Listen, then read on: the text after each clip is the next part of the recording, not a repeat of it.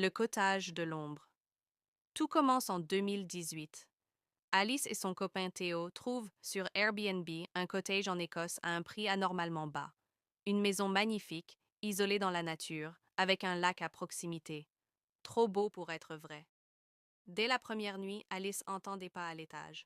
Pourtant, il n'y a pas d'étage. Théo lui dit qu'elle a dû rêver. Le lendemain, au village voisin, un vieil homme les fixe et murmure: Vous êtes au cottage de l'ombre? Vous devriez partir. Le soir, Alice remarque des traces profondes sur le parquet, comme si quelqu'un avait gratté le sol avec ses ongles. Avec une lampe, elle découvre un message gravé dans le mur: Ne regarde pas dans l'eau. Cette nuit-là, Alice voit une femme en robe blanche à la fenêtre. Elle ne bouge pas, mais son visage est lisse, sans traits.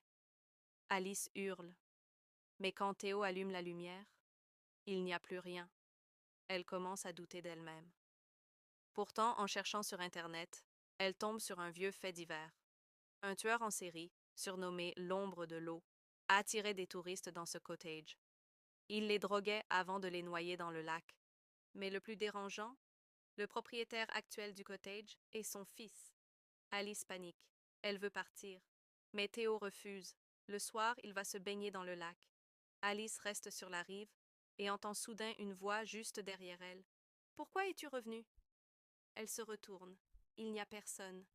Théo revient du lac tremblant. Il dit qu'il a vu quelque chose sous l'eau. Cette nuit-là, Alice se réveille en entendant Théo rire tout seul. Il est assis sur le lit, les yeux grands ouverts, et de l'eau s'écoule lentement de sa bouche. Alice comprend qu'il faut fuir immédiatement. Elle court chercher de l'aide. Mais quand elle revient avec les autorités, le cottage est vide. Pas de trace de Théo, juste un mot gravé sur la porte. C'est son tour maintenant. Son corps n'a jamais été retrouvé. Mais parfois, certains touristes disent voir une silhouette immobile au bord du lac. Une silhouette qui les observe sans jamais bouger. Alors, si vous louez un chalet isolé, ne regardez jamais dans l'eau. L'histoire de Nathan et Julien. Nathan et Julien, deux amis d'enfance, décident de partir en road trip à travers les États-Unis. Ils louent une voiture et prennent la route, prévoyant de s'arrêter dans plusieurs petites villes. Un soir, après une longue journée de conduite, ils trouvent un petit motel isolé au bord d'une forêt.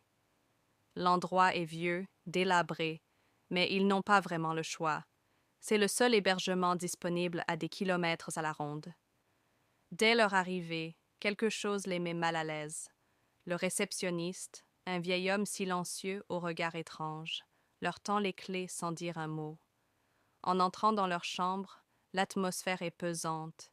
Les murs jaunis, le mobilier vieillot et surtout une odeur désagréable de renfermé. Mais épuisés, ils décident d'ignorer leur malaise et de se coucher. Au milieu de la nuit, Nathan se réveille en sursaut. Un bruit étrange résonne dans la pièce, comme un frottement sur le tapis. Il allume la lumière. Rien. Il réveille Julien, mais celui-ci grogne et lui dit de se rendormir. Nathan se rallonge, persuadé d'avoir rêvé. Le lendemain matin, en sortant de la chambre, ils croisent une femme de ménage qui leur chuchote d'un air inquiet: Vous devriez partir d'ici? Julien lui demande pourquoi, mais elle se contente de secouer la tête avant de s'éloigner. Troublé, il décide quand même de rester une nuit de plus. C'est là que tout bascule. Cette nuit-là, Nathan se réveille à nouveau, mais cette fois, ce n'est pas un simple bruit. Il voit une silhouette au pied de son lit, une ombre immobile, debout, qui le fixe. Son cœur s'emballe. Il n'ose pas bouger, ni crier. Puis, soudain, la silhouette disparaît. Il hurle, réveillant Julien. Les deux amis allument toutes les lumières et fouillent la chambre. Rien. Mais lorsqu'ils se regardent dans le miroir, ils aperçoivent derrière eux une forme blanchâtre, comme un visage déformé. C'en est trop. Ils prennent leurs affaires et sortent précipitamment. En passant devant l'accueil, le réceptionniste est là, les fixant avec un sourire inquiétant. Il murmure: Revenez quand vous voulez. Ils foncent vers leur voiture et démarrent en trombe. Plus tard, en cherchant des infos sur le motel, ils découvrent une histoire terrifiante. Des années auparavant, un tueur en série y piégeait ses victimes. Il les observait pendant la nuit, avant de les tuer dans leur sommeil. Depuis ce jour, personne n'a jamais voulu retourner dans ce motel. Personne, sauf eux.